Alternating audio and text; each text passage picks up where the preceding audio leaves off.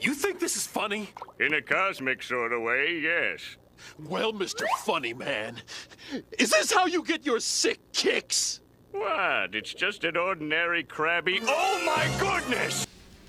Okay, so I wanted to wait until all the information came out about this a couple hours after this Nintendo Switch 2 presentation in order to talk about this, but I think everything that has come out already, and I wanted to say something about it.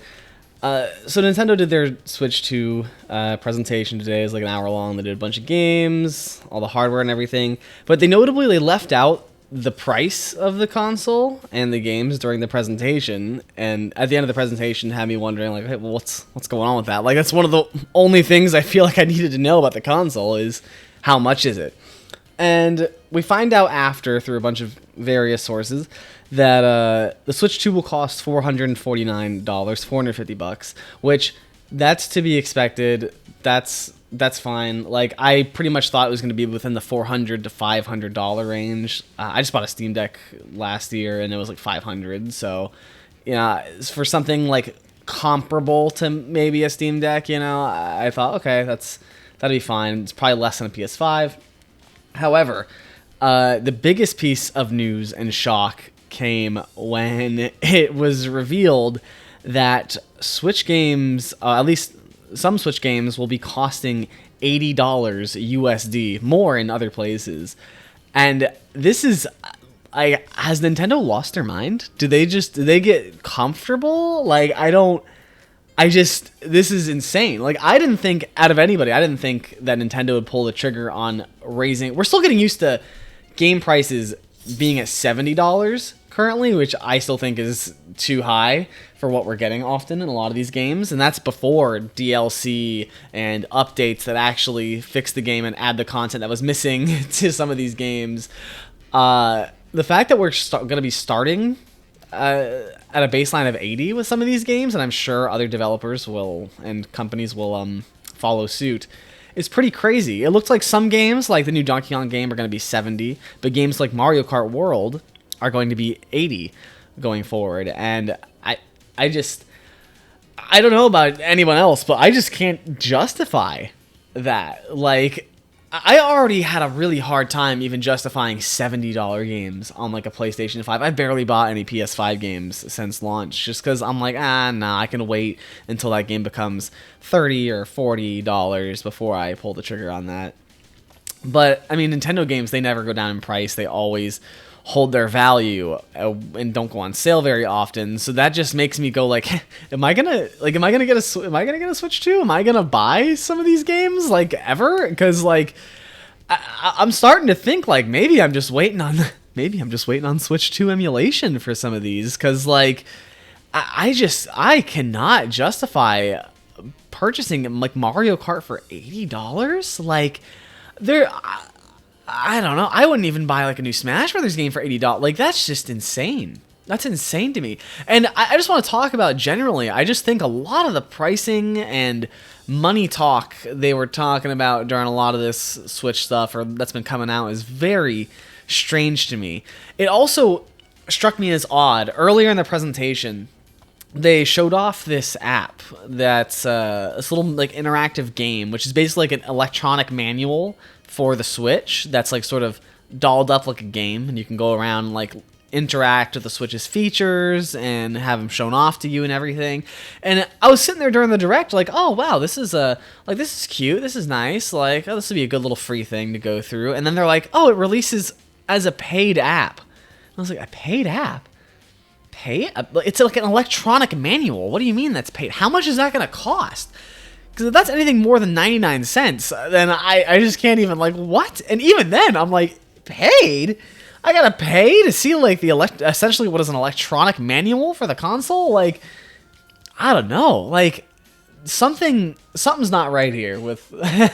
something is not right here. That, plus the game's pricing, and everything going forward, and we're gonna have some upgrades to Switch games. And this isn't a foreign concept. Upgrades to games from a previous console. The PS5, you pay like $10, you get like a PS5 version of a PS4 game. Some of them even let you upgrade for free, I believe. So it turns out we've got a little more information on that too, and most games are gonna let you update for $10, but games that update and have additional DLC like Mario Party Jamboree and Kirby and the Forgotten Land, those games are gonna have like a $20 update, and I'm like, dude, I don't know, man. Like, you know, I already bought those games, like, on release. I've played them through. Like, is this going to be a substantial enough upgrade to warrant a $20 upgrade? That's turning my $60 purchase into an $80 purchase right there, you know? And I'm also thinking going forward, I mean, already games have burst through the $100 threshold, like, a while ago. And not just on release price, but like over time.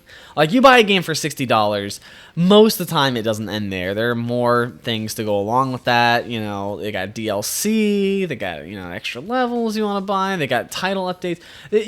Usually by the end of a game's life cycle, especially if it has any sort of DLC, you're spending upwards of $90 to $100 something, especially if you're buying something like a fighting game, or even like Mario Kart. Mario Kart's the perfect example. That's a game that's gonna have DLC. That's gonna have a lot of track DLC, a lot of characters DLC. If Mario Kart 8 was anything to go by, that's going to be a supported game for many, many, many years.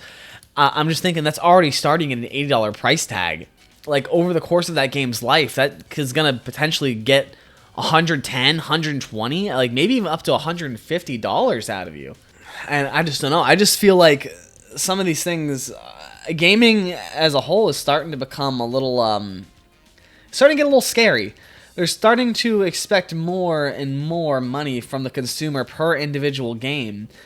And it's getting crazy. I mean, it's like a couple months ago, we all laughed when it was rumored that GTA 6 might be $100. Everyone was like, no, that can't be true. That's ridiculous. I mean, there's no way they can do that. Like, we're just even accepting that games are $70 now. There's no way they would do that. And now Nintendo just came out big dick swinging with $80 games. And it's like, whoa. Like, okay, now that GTA price doesn't seem too far-fetched. And this is a scary precedent to set. I'm just scared what that's going to do for everything else. Because like I said, Nintendo games are even more annoying with this because they don't really depreciate in value that much. They often stay the same price throughout their entire life cycles and rarely go on sale. They basically stay the same price until they're discontinued, and then they just get price hiked on the aftermarket if they're a popular game. Like, you know, older games cost a lot of money to get them now. It's like any GameCube games or N64 games. A lot of those are more expensive than they were on release. And that'll eventually happen to all the new games. Anyway, I just think, like, man, this is getting harder and harder to accept. Like, and listen, I understand, like, this happened when $70 games became a thing too. There's always these people who are like, oh, like, well, adjusted for inflation, games are actually cheaper than they've ever been. Like, you know, they haven't really changed in price since they've existed. And even though inflation has gone up and up and up, and also people keep talking about like the new tariffs that are happening and whatever, and that might have an impact on the price, and that might be why we're seeing these games go up. But I do have to say, like, it doesn't matter. Like, I understand that there are justifications for why prices might go up, but that doesn't change the fact that the price is going up. Like, and again, like, and even with the inflation argument, it's just like, dude, like, wages have stayed relatively the same. Like, the price of the game goes from 60 to 80, and wages stay the same. Like, it doesn't matter how much inflation and non-inflation you factor into that. It's basically a price increase for the average consumer that's not rich. You know, it's still a lot of money, and even $60 is a lot of money to a lot of people, especially right now. I just am struggling to see how we're going to keep up with this. I mean, it's only been a few years since $70 has been introduced, and really, it's only not really been that many games, and we're still seeing new games released that stay at that $60 price point. It's only been a handful of games, really, that have been at that $70 price point. It's basically just been everything that's released on the PS5, and even then, I don't think every single one has. Yeah, I just feel like we're just rapidly increasing the prices of these things when we're not ready for that. I genuinely don't think that this was the time to go to 80. And I think Nintendo is going to receive a lot of I think this can really hurt. This can really hurt. It's really going to hurt the Switch 2, I think. I mean, we'll see. We live in a weird time where these things sell out even though nobody has money and things keep going up and inflation keeps happening. These things keep selling out, so maybe I'm wrong. But I think this could turn the Switch from something that would have been a great success into something that we might be looking back on this in a few years and being like, wow, this is where they went wrong. Like, this is really where they went wrong. I think we're creating a very premium product here when you're pricing the software that high.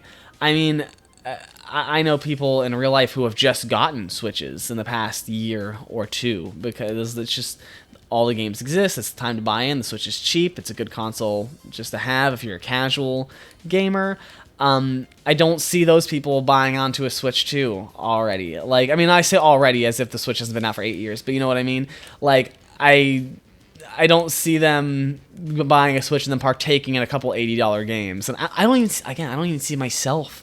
Like, this console comes out in like 2 months, and like, I don't see myself going for this at all on day one, and I'm the target audience, and the games being that expensive, I'm just sitting here like, wow, like, I'm kind of sitting here like, man, I wonder how fast they can crack the OS on this thing. How fast can I get emulation up and running for the Switch 2? Because at $80, like, I love games, and you know, I really usually am there day one for the games I really, really like, but I think even I can't justify like going in on that. If they released like the Pikmin 5 and Smash Brothers 6 tomorrow, I think I'd have to pass. Like, I don't think I'd have a choice. Like, it's just insane. I mean, that's just, wow. I just want to know what they're thinking. And I think the reason why they didn't talk about this in the Direct is because they knew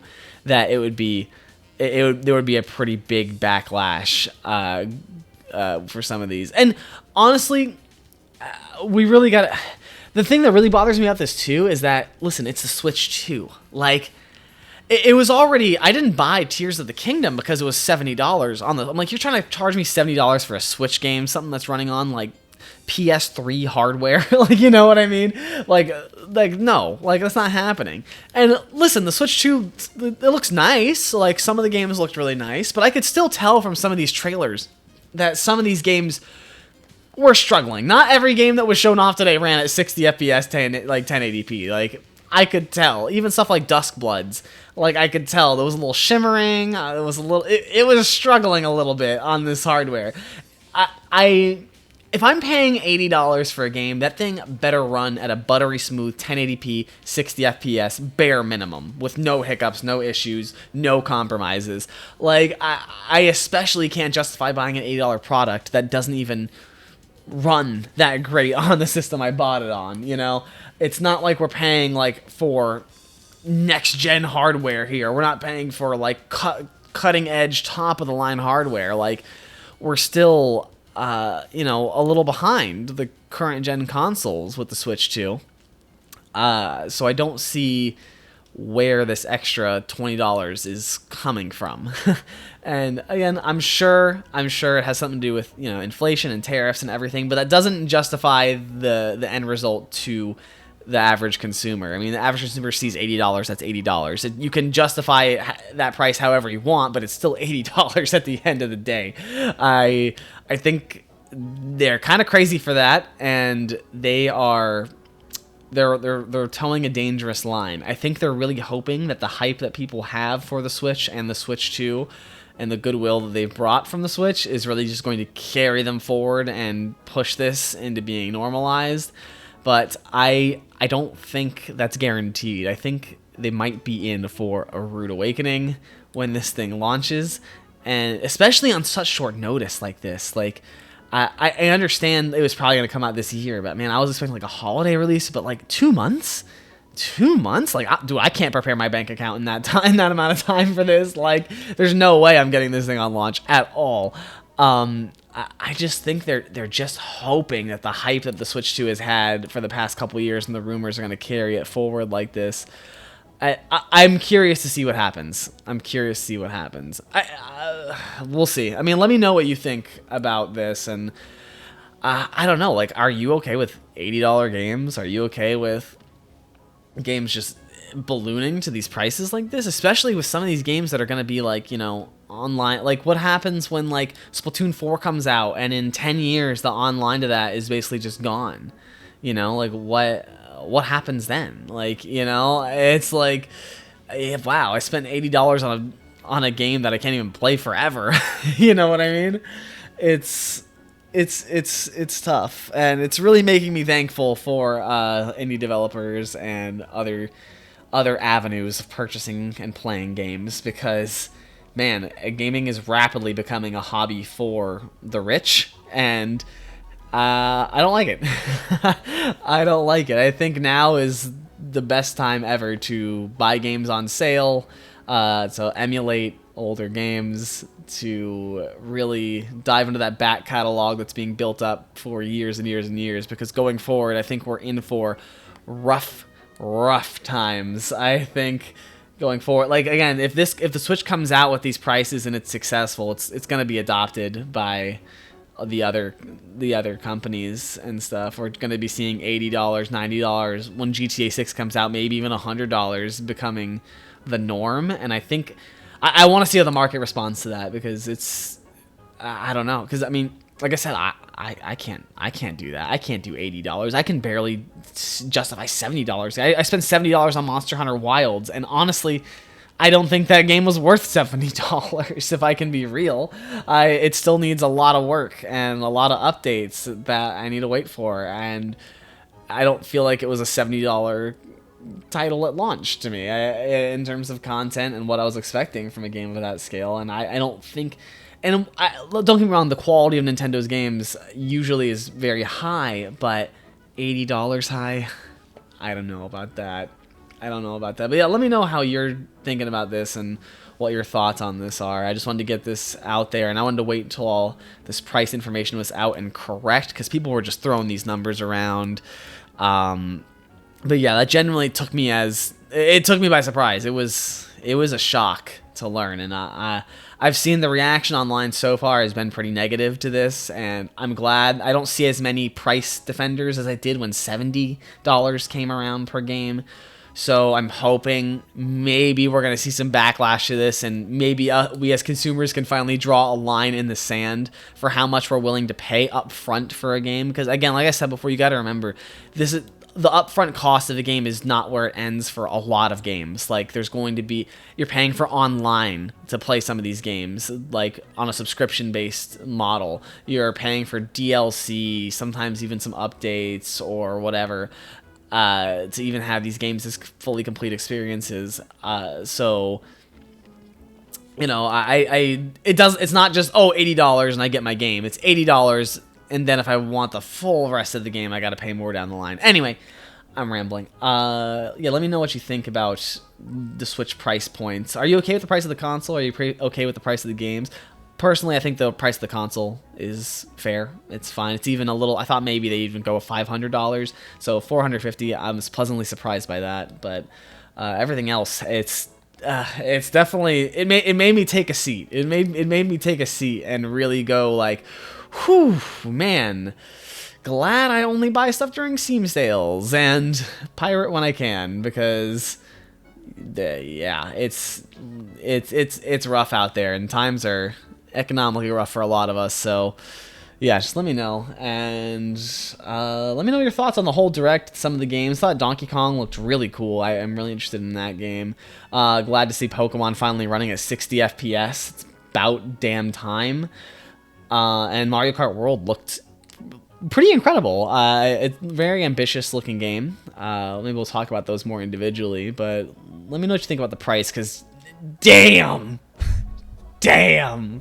All right, I'll see you later. Bye.